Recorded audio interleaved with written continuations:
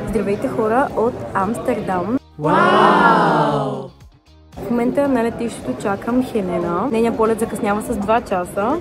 И аз седа тук, изпих си едно кафенце, една водичка, на която си подпирам в момента телефона. И просто се чудя как ще стигнем от летището до гарата. И от гарата колко ли хора трябва да изчакаме, за да си купим билетите. Общежитието, в което ще живеем, има рецепция и тя работи до 5. А познайте нашите влакове в колко пристигат. В 5:12 или в 7 и нещо, което пак не става. И им звънях, за да ми кажат как да вляза самостоятелно, понеже има и тази опция. Предния влог аз ви се оплаках за това, че куфара ми е тежък. Успешно успях да си го взема, не беше изгубен, защото аз реално много се притеснявах, че ще го изгубят на полета. Но това не се случи. И сега единственият ми проблем ще бъде как ще го нося. Защото е 23 кг и 200. И имам раница, която е около 6-7 кг.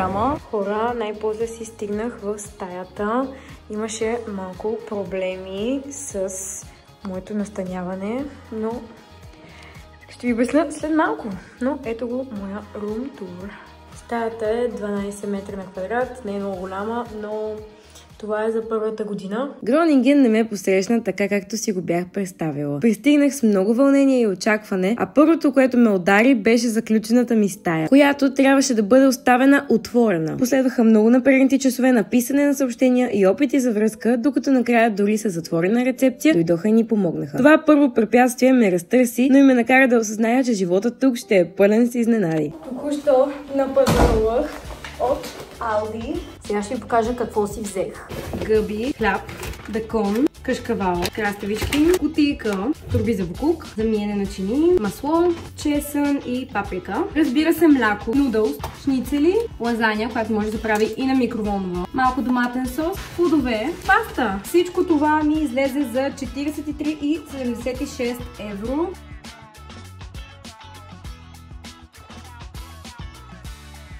В момента на истината, надявам се да е ядливо. Сега ще видим. Лазанята не беше зле, ядлива беше и сега отивам да се срещна с моите приятели долу.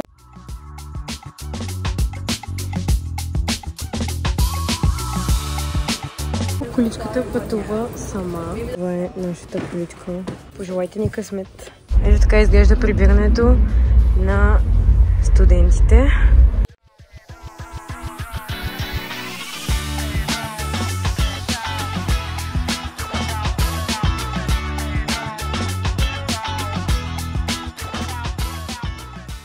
Ето така се паркират колелата в Нидерландия. Заедно. Закачени за винаги, да не се откраднат. Още първите дни се запознах с хората в общежитието. Всеки носеше със себе си различна история. Някой от Италия, друг от Испания, трети от най-неочакваните кътчета на света. Общото беше, че всички търсехме ново начало и именно това ни сближи. Вечерите се превърнаха в спонтанни събирания, една пица тук, друг шот там, а понякога просто дълги разговори за това колко е странно да започнеш от нулата. Днес има спортен ден и нека да видим какво ще се случи. Дойдохме до университета вечерта. Гледайте просто как изглежда. Аз съм влюбена. Днес е последния ден от K-Week и има голямо after party. Реално съм доста доволна, прекарах си много хубаво по време на тази цялата седмица, запознах се с много хора. Така че ако идвате в Гронинген и си търсите контакти, със сигурно запишете се на K-Week. Аз ще ходя и на ESN, което е горе-долу към края на месеца.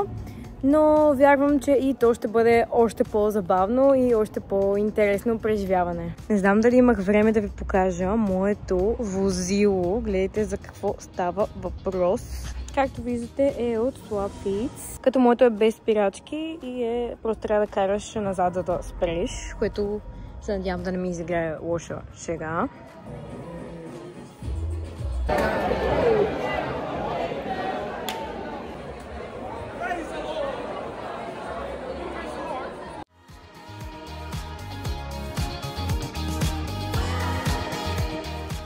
Добро утро, хора! 8 часа се записах за курсовете и групите в университета. Буквално вече наистина е реалност. Единственото нещо, което ми остава е да си купя учебниците и към един ще излезем, понеже ще помагаме на едно момиче да се научи да кара колело. Сега отивам да се срещна с една българка. Намерихме се по Инстаграм и много се вълнувам най-после да чуя българска реч тук. Направо не знаете тук 10 дена. Тук съм от 11 дена и вече просто полудявам, така че много се вълнувам. Хора, току-що се прибрах и срещата мина много добре. Много съм доволна, че най-накрая си намерих и българка приятелка тук. Мисля, че скоро в някой влог даже ще я видите. Сега сме на пикник от асоциацията, в която съм се записала. И сме в парка. Вижте нашата гледка.